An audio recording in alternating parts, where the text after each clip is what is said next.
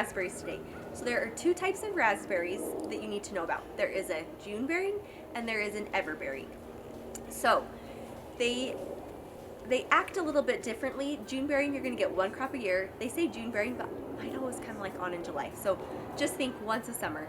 Everbearing, you're going to get twice a summer. You're going to treat them differently, even though they're both raspberries. So every raspberry, though, is going to have a fruiting cane. So this one fruited last year, and you can see it grew up and it sent out this lateral growth, which produced its fruit. This is dead, so I cut this out of the plant. Then we also are going to have what's called a flora cane, and this is going to give us this year's fruit. And then we have a prima cane, which is going to grow up from the ground. It's going to start from the ground and come up this spring. So we have both of those branches on both types of raspberries. So there are three things that we want to be doing when we prune raspberries. The first thing is we want to keep our rows about 2 feet wide. They're going to want to, as they send up new growth, they're going to encroach out and get wider because they're looking for sun. So we want to keep our row about 2 feet wide because it's easy to prune, it's easy to get and pick and take care of.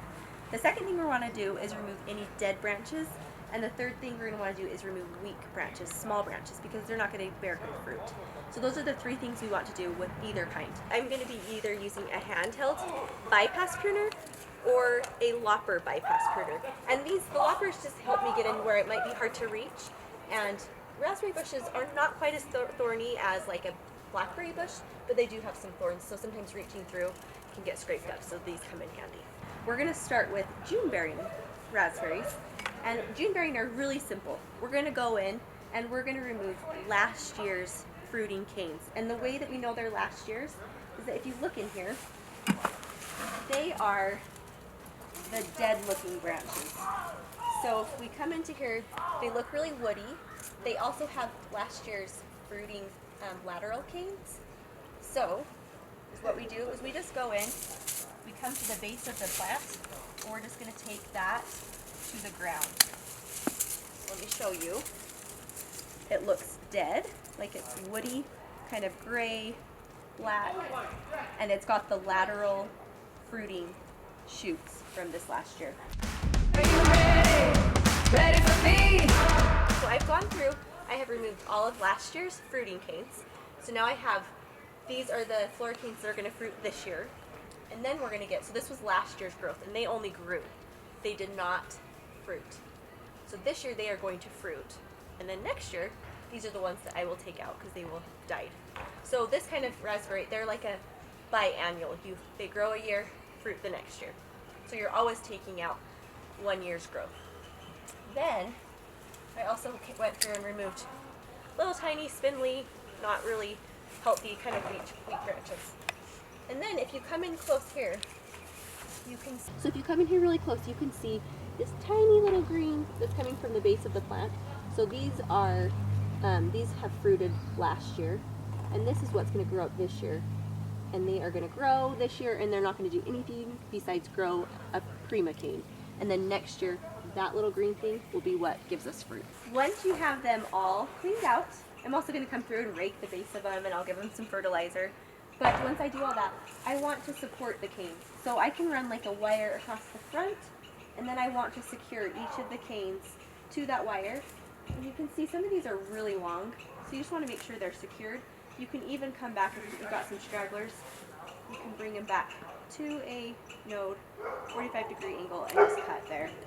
Okay, so with everbearing, there's a lot of similarities as with the June bearing, but we're going to treat them just a little bit differently. We are going to start by going in and cleaning out the dead, and it's going to be the same thing. We're going to look for those canes that look woody, dark, and you can tell they've sent out lateral fruiting. We're going to get rid of those. Those ones are not going to do anything for us this year. So we would go through and take all of those out. Next, the thing that's unique about the everbearer is you can see on here that you've got some blossom, where the blossoms were last year where the raspberries fruited. So what happens is in the spring it's going to send up its shoot. In the fall it will start bearing from the tip of the plant down. And then in the spring we'll come through and we're going to cut off where it bore fruit last year. And you'll know because you can see where the blossoms were. And we're going to come down right above a bud and cut at a 45-degree angle. And now this spring, this will start growing, and in June we'll get a flush of berries that will start from the top of here and work its way down. Now at the end of the year, this cane will be done. It bore in the fall last year, and it will bear at the first of the summer this year. So next year, this cane will be the dead cane that we will cut to the ground. So the cool thing about an everbearer is not only do you get like a long season of fruit, but you can also treat them a little differently. You could go through and like right now, I could cut, it's March, I could come and I could cut all of these canes to the ground. And they would grow up, they would have one set of fruit this year instead of getting two sets of fruits from the new canes this year and then from last year's canes that I pruned down. So we could get one crop like we would with a June bearing, or we can prune them the way you do an everbearing and get two crops. I feel like these ones are a teeny bit harder to tell your dead ones with, just because of the way they fruit. Like I feel like you see the dead blossoms and you think, oh, that's a dead plant, but it's still, you just look for the live buds because this one's still alive. The other clue that you can look for is when I cut out one that is dead and done, you will see the lateral fruiting canes that it sent out, and that one's done. So once I've done all that, then I can come through and I can prune the canes that are still going to bear for me this year. So I'm going to go and find the ones that have the blossoms from last year. I'm going to come down to where those stop, and then I'm going to find like a node and make a cut right above that. You can see on that there is no green or live tissue. It's all dead. So we know that one's done. Whereas if I take, let me cut down to a note on this. If I take this, if you look really close, you can see that green cambium layer, and there is some live tissue. So I'm just going to come through and make my pruning directional cuts now.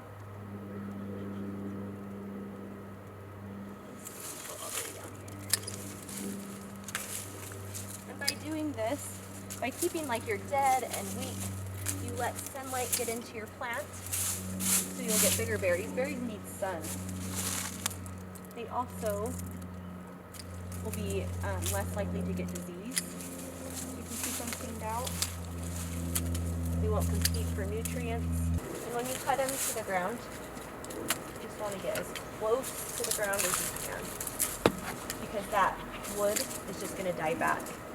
And if you have a lot of wood left, it just gives more places for disease to get in. So a great way to trellis your raspberries, if you have a row without like a barrier behind it, like if it's a row that you can walk on either side, which would be ideal because then you can pick from either side, would be with your June bearers, that you would have a wire that runs on either side of the raspberries, and you would take the canes and you would hook them individually onto that wire going along, and you would do some going that way too.